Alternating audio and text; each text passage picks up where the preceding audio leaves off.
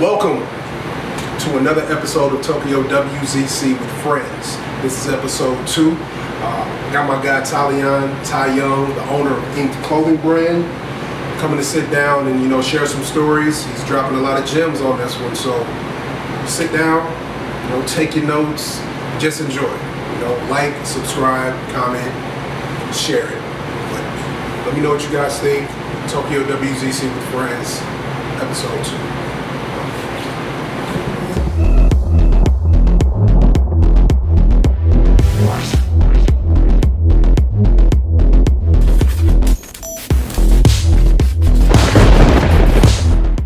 All right, what's going on, y'all? It's your boy Tokyowzc. I'm here with my guy. I'm gonna let him introduce himself. What's going on? Ty Young from Enk'd, E-N-K, apostrophe D, owner of Enk'd Clothing brand. Yes, sir. Man, I know I'm probably gonna say this every time because I made this podcast to connect with my day ones and meet new people. But me and Ty go way back. One of my mentors, one of the guys who believed in me. Let me start this interview off by saying, bro, thank you for believing in me back when I was doing the music thing. I don't think you believed in me at a point more than I believed in myself at one point, and I really appreciate that, bro. I appreciate it, bro. But honestly, I felt like it was mutual because when we started, I'm thinking I still can't get over the first time we straight up spoke. I think I had the Blue Magnum or something at the time. I think so, yeah. And it was you, C's, K Will, and then Zoe. And Zoe, yep. And we linked up in a parking lot, at a Walgreens parking lot. And you know what's crazy? I wasn't there at that point. Okay. I was still in the group, what I'm saying? I was still, but you met them first because I remember it it was yesterday. I think we just came back from Miami, and I think it was a slip and slide DJ conference, and then they had, I don't know where they were, but they came back and we was in the studio. And I was we met this dude named Talion, and we was playing them records. I think that they played you to Like Me, to joint that I ain't never ever met it like you, and you ain't never ever. And I remember Kevin saying something he said when your verse came on, he said you sound like a West Coast dude, and I was like, what? I was what is he talking about? I was yeah. He probably gonna see this and laugh because I remember that conversation. I was like, man, I don't sound like no West Coast, but I love West Coast rap. The Game is one of my favorite artists. So I ain't gonna lie, that's what it when I heard you. And it's not to say you sound just like homie, but your how can I put it, man? Your scheme of writing reminded me of a combination. And I even told Dave Lighty this when me and Dave Lighty were at Daddy's house. Okay. And I played him your joints. It was the second project. Okay. When Sticky was doing most of the production on it. Oh yeah. So I played Dave and he was yo, he's sick. I'm getting this Nas game, and I damn near clap my hands. Cause I'm bro, that's it. Yeah. That's what when I hear it, bro, it's for one, it's crazy because you had this blend of of East Coast, Miami, and Cali mixed. Yeah. In your movements. Yeah, man. It's crazy because at that point, of course, on this podcast, everybody's gonna know, and everybody who knows me, Jay is my guy. So I listen to a lot of Jay-Z, just right off the back. And then we were frequenting Miami a lot. We used to go to Miami a lot, and Blue used to play Rick Ross. And we used to listen to Plies, and so we'd be there. So we were kind of, got that, and then of course The Game is my favorite artist. So that's why how St. Louis is, man, a melting pot of everything, man. A melting pot. So speaking of melting pots, one thing that I didn't have the luxury of doing, which I'm pretty sure you did, I was out in Hazelwood and Jennings, I would bounce back and forth. Okay. But can you kind of walk me through and give me some stories of U City, because I was always told U City with that's where the melting pot started. Was U City the Harlem of St. Louis? Would you say that? Nah, no diss to U City, but no. The North Side was. North Side was. Okay. When you went to Grand St. Louis Avenue area, Right. between like Grand and Market. No, actually, like, Grand and 70. Okay. So you had like St. Louis Avenue, basically ran straight down Grand towards to Highway 70. In between there, it was like Harlem growing up. Like it was like Interesting. I always tell people like growing up in that area, because I lived in a lot of different areas of St. Louis. Like I moved around a lot from inside and outside the city, and like St. Louis, that area had mansions Really? for it to be in the city. Like if you go down there, you'll still see like remnants and foundations of actual mansions. Wow. Like when you go to the Central West End, homes were that big. What do you think was the turning point? Like what happened to like why the mansions, like what was that turning point to I'll where be like, straight up with you. At one point, I got to work for the City Park Division, Okay. and the location I was working in was Market Street City Hall. Now, working down there, every day I would go in, and I would literally hear politicians and people of power in the city bragging about enforcing eminent domain. What's that? Because you speaking a foreign language now. Okay, so eminent domain is basically where the politicians in the city will find any reason to feel like they can go in and basically shut down an area, take over the property. So like they started rerouting people's mail. So that way, like say the dude from P&K, there used to be a P&K liquor store off of Grand near Natural Bridge, going towards the tower on John. They literally rerouted this individual's, like he basically lost his building, I believe, for like $643 of back taxes. Like it was people literally losing their property because they wanted, and they had this 10 to 15 year eminent domain plan where you basically, they would go in, depreciate the value of the area, and then convince people, because like in St. Louis, growing up in the city, it was very diverse.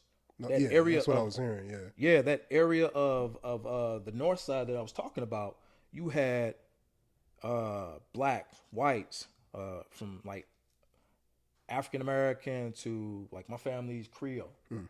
You had Irish, German, Middle Eastern, Puerto Ricans, all these different ethnicities living door to door with one another. So when you walk out your crib, you literally smell it. It was like a melting pot because you smell all this stuff. The areas, we didn't really have to leave out the areas because it was self-sustained with No, you good. That's my wife. My bad. The G-Shock. Let me get the sponsor, G-Shock. but it was we had mom and pop stores on every corner. Okay. So like you couldn't walk a block without walking into like a mom and pop's corner store, like basically a bodega. Okay. So you didn't have to go to like a major grocery store. You can go to a mom and pop store and they would literally give you store credit. Really? So you can get store credit from a mom and pop store. Like we had Edie's, Evelyn's down in the near Puriago and the Vons, and then you know what I'm saying, nah, that was Smitty's. We had Evelyn's on the other side near Carr Square. So all of it was like always a mom and pop store in the hood. And then even aside from that, the nightclubs. So like your parents or your grandparents would go to the local bar or a little night lounge or whatever. They were owned by the people that lived in the They area. lived in the yeah. You had Crown Candy, owned by the family that lived down there. Lives in the area. Yeah. Then before the eminent domain and everything, once, I'll be honest with you, man, like I lived in my grandparents lived over in that area. We moved to the projects down to Carr Square, the O'Fallon places. Okay. Murphy Park. It was, before it was Murphy Park, you had the Vons and the Webbies. I mean, the Vons and the Puriagos. I also lived in the Webby projects on over by the Peabodys. But I wouldn't say it was like butter, but it was like Harlem. Like you had some areas of Harlem that were nice to live in. You had some areas that were a little rough. But when they decided to put a Schnucks between Carr Square Village and the Cochrane, that was the beginning of the end. Really? Because now They're not going to the mom and pop stores They're anymore. going to the commercial They're going places. to the commercial place. So then they put a Aldi's over there. Oh yeah. So then they put a Walgreens. You didn't need none of that because you had a pharmacy that was family owned. Right. You had sandwich shops that were like White Knights. All these different places that were in the neighborhoods basically for like 50 years or whatever. And it was self-sustaining the neighborhood. Self-sustaining. Like the neighborhoods prospered, looked beautiful and everything because you have all these entities living in there. Yeah, and the money's being put right back into the neighborhood. Yeah. The people taking value in the neighborhood. Like I said, like the homes were the size of the mansions in the Central West End. Wow. So you had these homes that were literally passed from generation to generation. So it was generational, somewhat of a generational wealth type of thing there because everybody, and then you had all these different ethnicities moved in, and with the area, it wasn't so segregated in your mindset because it's like you were used to it. Yeah. And then once the drug epidemic hit, it started getting bad. I'm not gonna lie. I witnessed like when gangbanging hit St. Louis in a sense. Yeah, my cousin Diane used to like tell me about that because they were in the city for a while. She said basically like the movie Colors. Exactly. When Colors came out, like before Colors came out, everybody, and I might butcher this a little bit. I might have her on the show so she can kind of explain it herself. But she said Colors came out. Everybody walked in the theater. By the time everybody walked out the theater, this side of the street was Crips. That side of the street was Bloods. That's exactly how it happened, bro. Crazy. Like literally, like say we went and seen Colors at Union Station when it was a movie theater down in Union Station. Now mind you, literally, no cap, no exaggeration. We were literally boxes, cardboard boxes on the ground, breakdancing, battling, breakdancing and stuff. And then, I'm kind of showing my age, but ain't nothing wrong with that. I was doing it at one point too, yeah. But like, so we're literally dancing, having battles and everything. And then they was like, Colors came out. So we running down to Union Station. You literally walked in, watched the movie, and walked out, and everybody was like, I'm claiming this, I'm claiming that. Yeah, chose a side. Yeah, they started choosing sides. And on top of that, not too long around that, like with my neighborhood, we had it was the projects, it was the ghetto. We didn't have policemen. Yeah. We were patrolled by SWATs. Oh, what?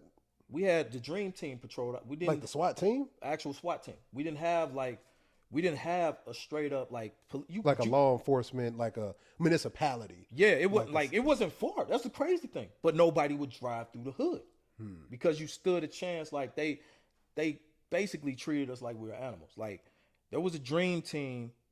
It was called the Dream Team. They literally, like, I learned from them how to beat a person without leaving a bruise. Because they would, like, if you were outside at a certain point or walking by Courtney's clinic or moving around by yourself, you were more than likely to get snatched up. Not necessarily arrested, but they would take you in the catacombs near Courtney Clinic and take wrap the baton in a newspaper. They kept a Yellow Pages and they put the Yellow Pages up to you and just start beating that. That way it left no bruises. Damn. So like we learned about, and that's like another thing that people often be like, why the city act this way? Why this and this and that? Is because the way we were, how can I say this? It was institutionalized. Like the environment. Yeah, you know what I mean? You didn't have respect early on. Like, but in those time frames where the area was prospering, it was beautiful. It was beautiful, yeah. But when the Colors came out, and I literally watched two cousins choose opposite sides.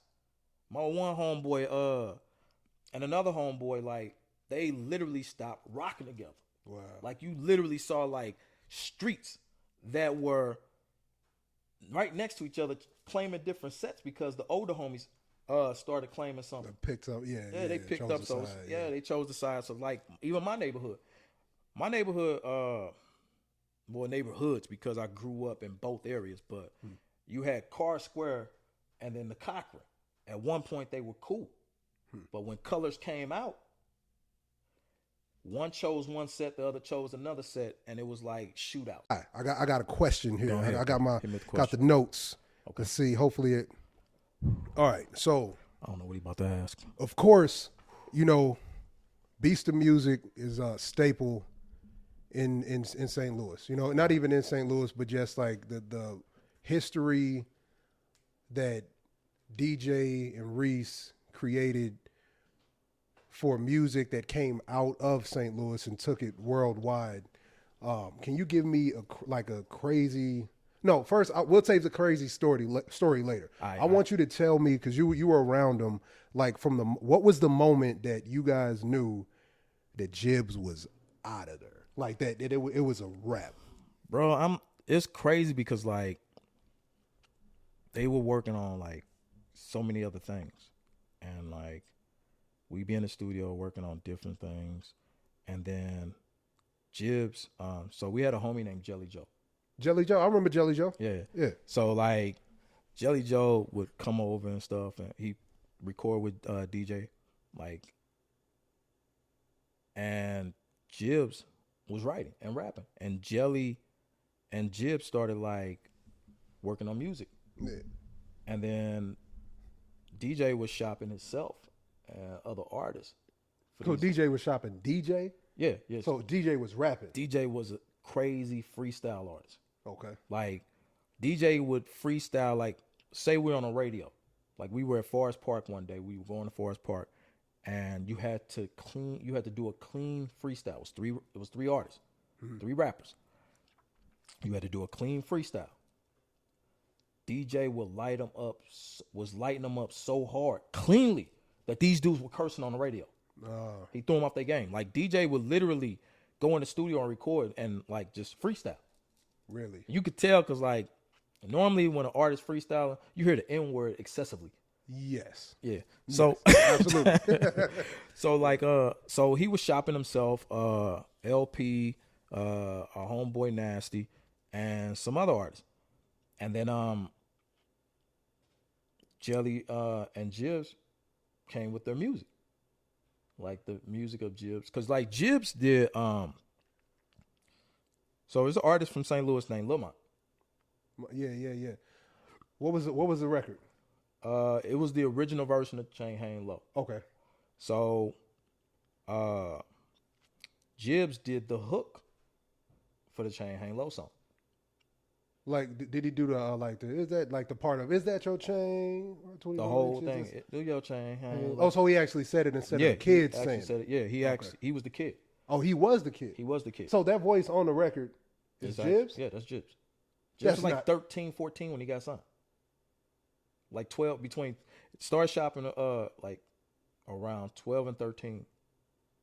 And I think at 14 the deal was finally inked, and he was the youngest CEO in the game. Wow. Because he was part owner of Beasta. That's crazy. Yeah, like DJ is family first. Mm-hmm. So it was all about like what can he do to help his family, as well as himself. Because like he was, a lot of people might recognize his name and a lot of people may not. Dr. Luke. Dr. Luke is like the Dr. Dre of the pop industry. Okay. Damn near for about a good 20-year run, any pop artist that you heard a top 10 song on Billboard came from him. Okay. Kelly Clarkson. Damn near anybody. Kesha is his artist, his artist. So it was like anybody that you heard, this dude stayed in the top 5 on Billboard, especially pop. So that's nice. But him and DJ knew each other from when he was a musician on Saturday Night Live. He was a musician on Saturday Night Live. I think he had a 1-bedroom apartment in Harlem. Okay. And like him and DJ end up linking up, and he basically like DJ grew up in music, and Luke saw something in him, so he started taking and introducing DJ to everybody. That's dope. And Luke and DJ basically became like brothers. Okay. So Luke ended up going up Core Water. That's Dr. Luke. Core Water was the water. The water. Oh, with the big cap on it? Yep. I got some core water in Everybody the bins does. right now. Yeah, you hang I'll walk on out. to the I'll bottom. walk you out to the bins, and there's some core water sitting there. That's crazy. Dr. Luke. That's crazy. Went from this musician on Saturday Night Live. Mm-hmm. Not like, you know what I'm saying, probably when he like seen him, like really to being this multi-millionaire hitmaker. But it's like, and is he the one that got Jibbs? So he was taking DJ around and introducing DJ to a lot of people, and then DJ heard Jibbs' music and he shopped him, and the rest was history. Like Jibbs. So like, what was the call that DJ gave you that you was like, man, shut up, we ain't about to go such and such? Like, was there like a moment where you was like, oh yeah, Jibbs is gone? Like, do you remember that very moment? Because I remember Bizarre was talking about he worked at like a hospital, and Eminem called him and was like, hey, I just signed with Dre, I'm about to fly you out, and he quit right then and there. And was, you know, like, what was that moment that you knew Jibbs was like about to be? Which I remember seeing a video of him and Diddy just chilling out somewhere out of the country. God, that's a good question, because like, did it all move so fast? It moved hella fast, bro. It moved hella fast, and like, me and D were like inseparable. But it was like, I never doubted anything he ever put his mind to. Right. This dude would literally buy his equipment brand new and take the shit apart. Spend thousands of dollars. Like, DJ didn't go out and like say we hit clubs and we're out kicking it. We had to literally make this dude leave the crib. That was the same way with me and Watch. We're going to talk about that too. Like, I used to be on the computer all the time. Yeah. Or I come through, you either working on the computer, or you got anime in the background, and it's like, bro, we got to go. Like, yeah, man. Like, I don't know, but what's funny is everything that I was doing, like when Blue and them would be like, dude, get off the computer. You always on the computer. But like, we had such a good system when we were doing, I think, so it was before we met you, like we were doing like music, like 02, 03, me, Blue, and Zoe, Flipside ENT. So we had such a good, like, Ty, when I say we had such a good system, because I was in, I think, junior high or probably maybe a freshman. So Kevin may have either just graduated or was about to graduate. But long story short, I would be on MySpace. I would be on Bebo. I always had a camera, and I was uploading everything. Kevin, when we needed to demo something, we go to his house, and we just cranking out music. If we're not playing music, we playing Halo 2. If we're not playing Halo 2, we cranking out music. And so on and so forth. And then Zoe knew everybody in the club scene. Yeah, so it's like, and he would get us all the shows. So it's like we had such a fine-tuned, and people don't know this, but back when Bebo was popping, I remember, and I'm going to get into a Jibbs story too, when Bebo was popping. So when Bebo was popping, the three artists that were closest to getting the deal was Flipside ENT, this group named A10. And if you from Hazelwood, you know who A10 is. Shout out Andrew. And Soulja Boy. Ooh, Soulja Boy. And Soulja Boy. Got some Soulja Boy stories. And we could not keep up with Soulja Boy. Like, Soulja Boy was so cold with everything that he did. We could not keep up with him. And Soulja got the deal. But I remember seeing, like, I used to be on Bebo all the time. And I remember seeing, like, when I knew Soulja was out of there, is when I started seeing him at Jibbs' house. Jibbs was flying him up. When I started seeing him at Jibbs' house, they had like the laser tag guns in the picture and all that stuff. And the Jibbs had the Jibbs glasses on. Yeah. And so when I saw that, I was like, oh, Soulja Boy introduced me to YouTube. I didn't know what the fuck YouTube was until I walked into the studio and him and A-Rap come running in, like literally next door from where the house I own now is right next door to DJ house. Okay. So like, there's a Walgreens down the street. Yeah, I remember that Walgreens. Yeah. These two fools used to go and like harass people. So they literally in there harassing this old white lady. Yeah. And then he comes running back in with his camera. It's like, "What's up, big bro? Here, let me give by you. Let me I need to upload this to YouTube." Like YouTube. Like, what the fuck is YouTube? And he was like, oh, you don't know what YouTube is? It's like, no, I'm in, like, I wasn't on the internet like that. Yeah, All yeah, my yeah. pages were created by Pookie Man.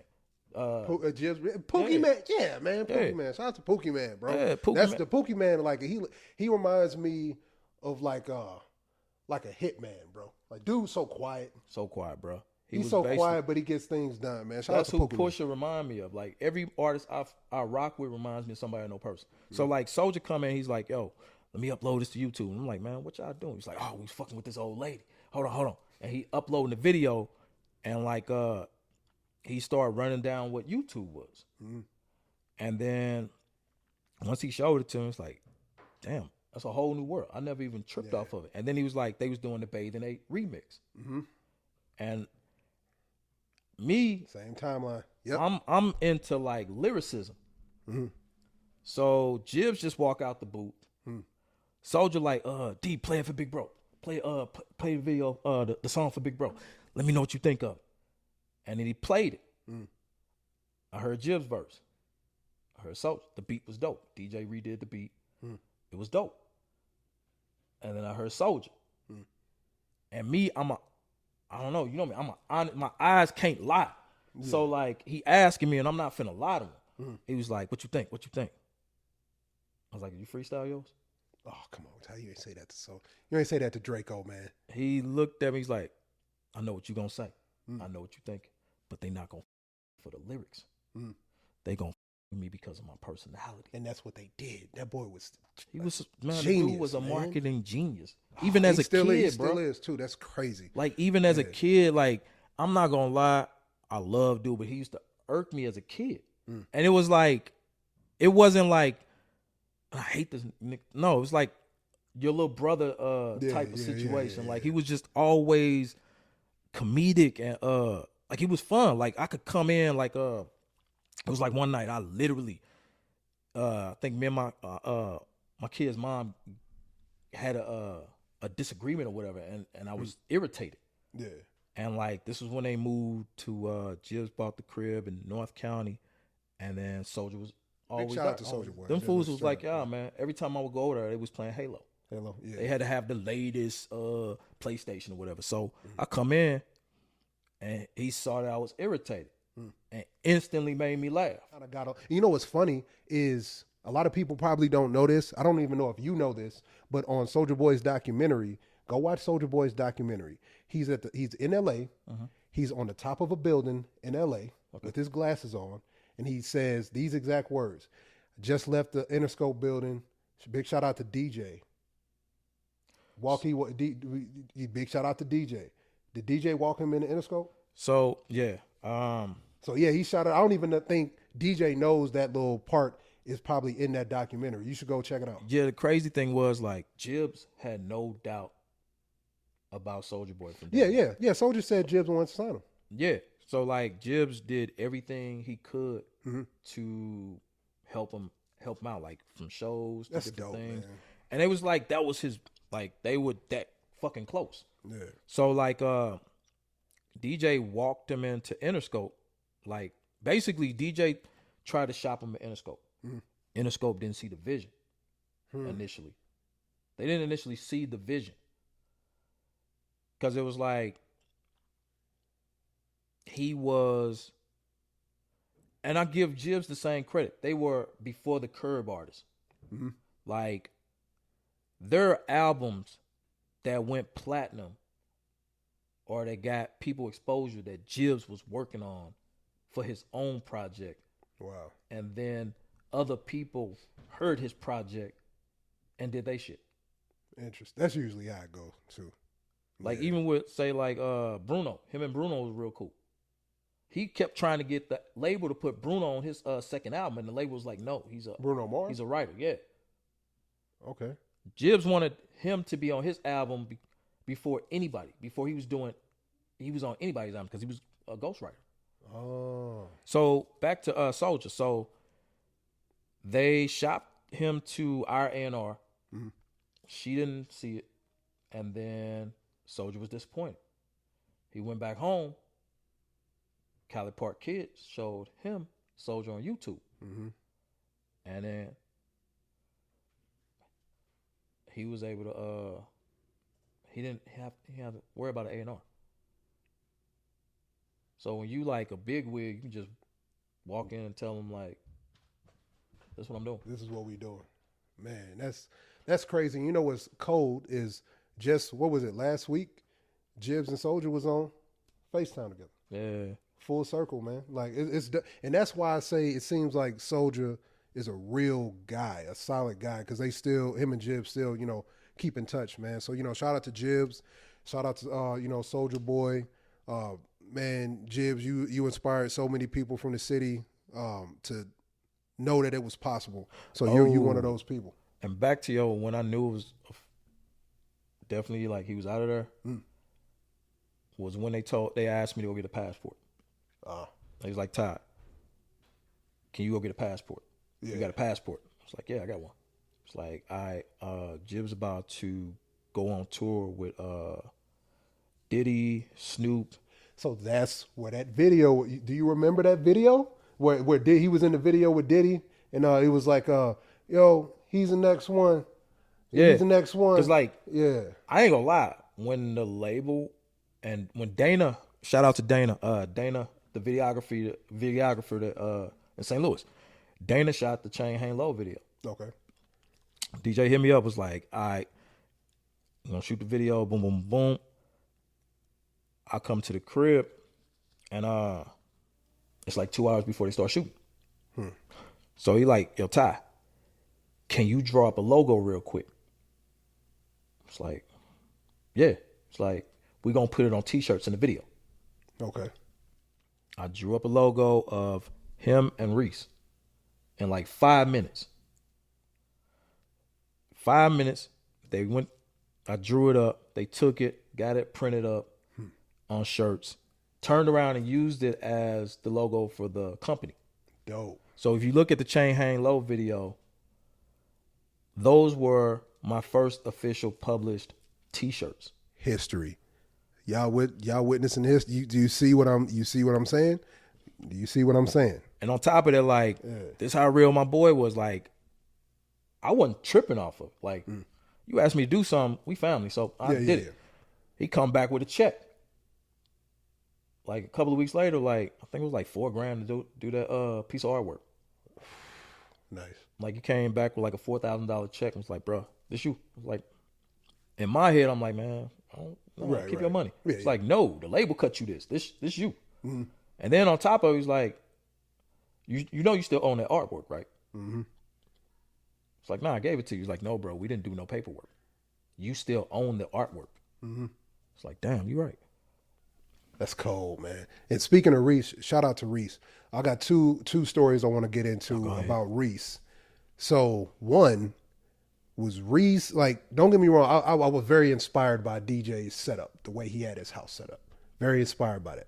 And I always appreciated the fact that DJ would welcome us in his house with the plateau that he's been on. We walking past Plex to get to the studio. Yeah. You understand what I'm saying? So, but Reese, his crib, like I never knew that you could even do something like that. So it's basically like a 1-story house. It was a 1-story house. Yep. And the fact, like when we walk down the stairs, you lean your head over, you see this movie theater. Mm-hmm. Like get out. I've never seen anything. Then you walk in the door, you make the right, you go down this hallway and you got Platts. Yeah. Like where am I at right now? Yeah. Then you go to the room where there's still a video on YouTube where me, you, and Zoe, we were just around. We did a video in that little room. They had the game system and everything. Mm-hmm. And then you open the door and you got the studio. Like ever since I saw that house, it snapped something in my brain, and I started grinding hard from that day. That was the day where I was like, okay, I want this too. I want this too. I feel it was crazy because it's like you saw the upstairs of the crib. Mm-hmm. The lower level looked like it was bigger than the upstairs. Yes, bro. You wouldn't because it was like a 1-story, and then like I don't know if he like excavated and got. Bro, I'm not gonna lie. That's what I was like. Did this motherfucker dig a hole through under the house? Because it literally it stretched. It looked as though it stretched past the actual limitation of the actual house foundation. Shout out to Reese, man. And the second story that I got is speakers blow. Now listen, when me, Kevin, and Zoe, I think this was the first night that we was over there that we saw the house. So our minds are already thrown back by the house that we've seen. Mm-hmm. So we're sitting in the studio, and Reese presses play, and you hear doom doom doom doom doom doom doom doom doom doom. You gonna make mine? Then Lord, what? Yeah. Whoa! Yeah. I was out, Ty. Even though they said I could run with that record, I was so afraid of it. Bruh, I remember. Like I remember that. I was so, and that's why I didn't. That's why I didn't really deliver on the record the way I probably But you did though, and that was the crazy thing, because like I think we stayed up to like 4 o'clock in the morning working on that. Man, because I think I had you in the studio like at least 4 different times. Like, but it was like the convincing you, because even DJ was like, "Bro, what's wrong? What's wrong?" It's like, bro, I think I was scared of it, bro. He respects the track so much, man, that it's like he's intimidated. But it's Absolutely. like, Ty, this nigga killed 2 different versions. It was man, like I like the respect that I have for DJ and the respect that I have for Reese, and even you introducing me. Like, dude, you introduced me to like so many power players like Brian Hill. Big shout out to Brian Hill. I had a conversation. Before we go further, bro, I've been meaning to tell you this for years. That song was probably the most requested song I had from DJs. It was you. Wow. Like, so when I had you do the 2 different versions, where you did your version, where it was more laid back, but I could tell when you did yours, you was still in that moment of doubt. Yeah. And then I literally tried to irritate you on purpose, because it was something I learned in the military. Like, one of the biggest ways to get people over their fear or shyness or something is to take their mind off it by kind of, what do they call, instigating them. Okay. Because it's like when you get a boxer. Yeah. You can have 2 boxers facing off. One boxer going to be intimidated until the other one or somebody says something that kind of makes them like, "Well, fuck you up." So when you did the other version where it was like a little more passionate, more aggressive, yeah. I took the final cut. Like, we mixed them down, chose the other one. We came in agreement. It's like, this is the one. Man. Like, we were in the studio when y'all left. It's like, yo, this is the one. That's the one record that, like, that's the one moment that I regret. There's a lot of things. I'm not gonna. Everybody has regrets, but like, that's the one that I was like, man, I probably should have went all the way. One, I was scared of the record because the record was huge. Bro, I was shopping at the Skull Candy and every fucking body. Man. And then 2, like, when we initially heard the record, me, Kevin, and Zoe, like, I was still, at that point, I was still in the mind frame of group. Exactly. And I wasn't in the mind frame of solo artists. Like, it was so hard to switch that over to solo artist, bro. Solo artist mode. I was man. No, that was the biggest hurdle. Because, like, even when, I think it was me, you, and Track were in the studio, and one of the main things I said, like, when it came to working on you as a solo artist, I said use the same formula that Jibbs did.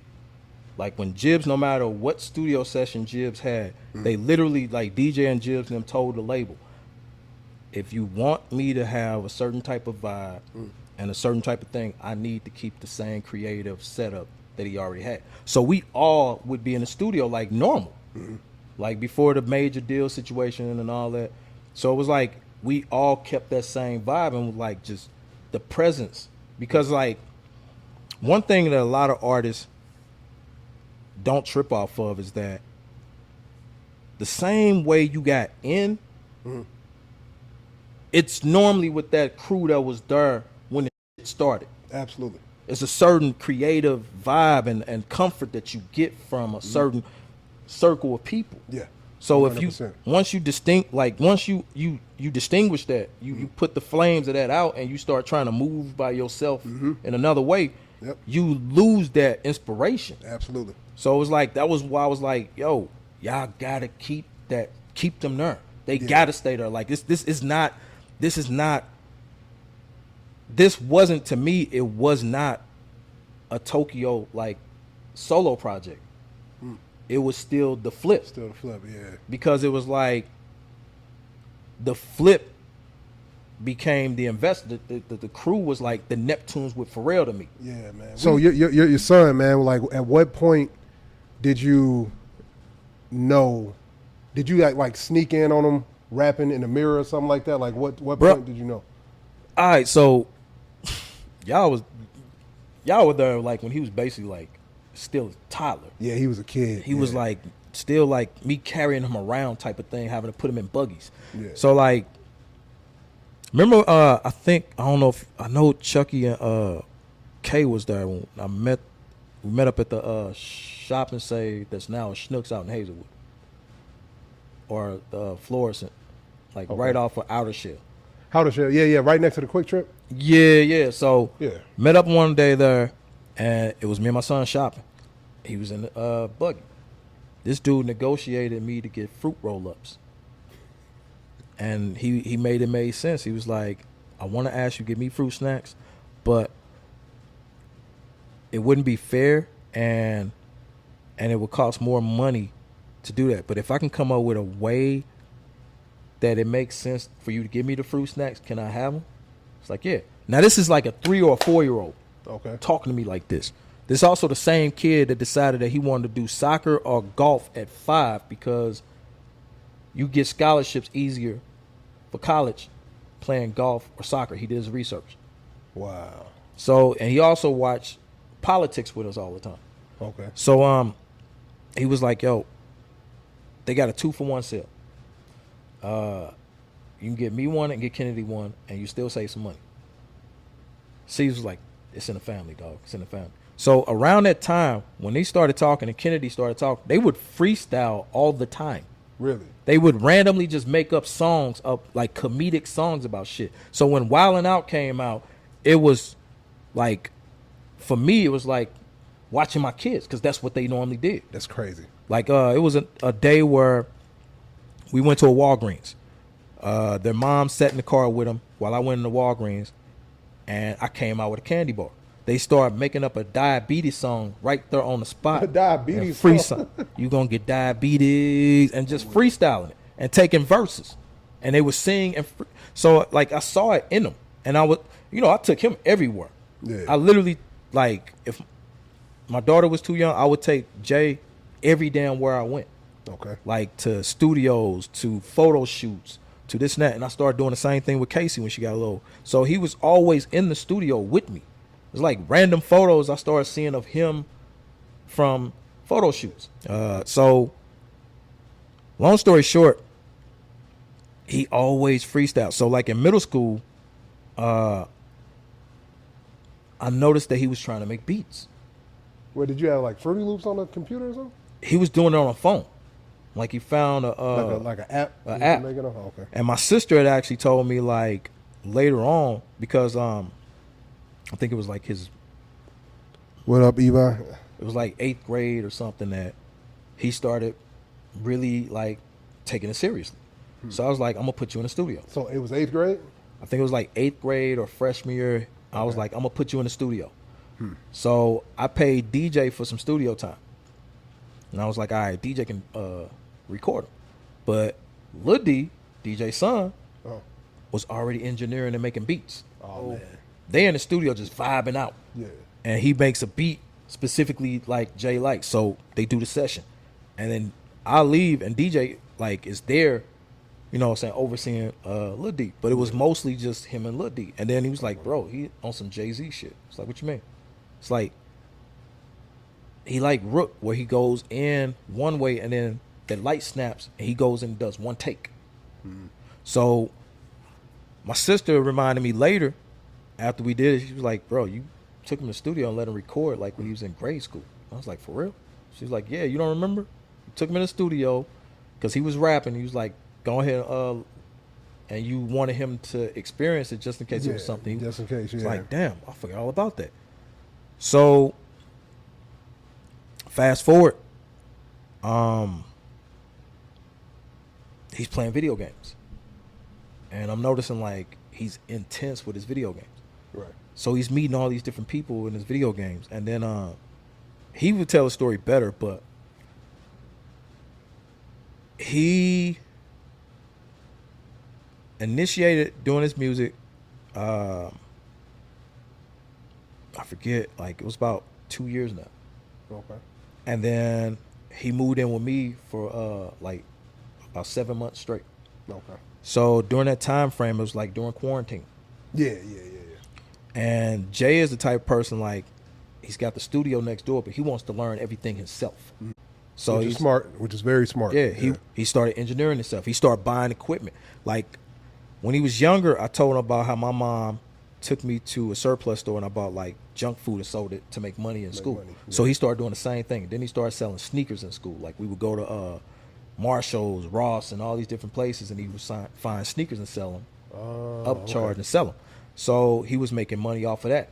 So then, fast forward, he's rapping. Mm-hmm.